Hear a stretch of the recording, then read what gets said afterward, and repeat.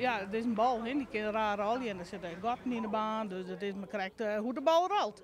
Een weerkampioenschap joert op de Jeu de Boelbaan in Holwert. Een liedse 30 deelnemers strijden om het Iepen kampioenschap van Noord-Eerst-Friesland. Uit alle plumages van ondernemers, nou, je bent gewoon die secretaresse, bent directeur en je bent gewoon die zit in de zorg.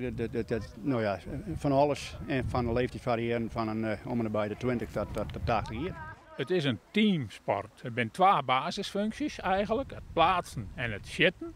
En dan komt de tactiek, want de tegenstander gooit een bal en die plaatst heel goed. Ja, dan moet de sketten worden. Dat is dus echt teamwork.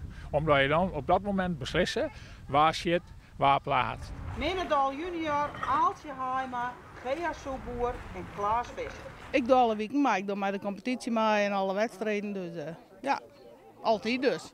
Dus je had er ook wel wat doelen hoor. Nou ja, een beetje.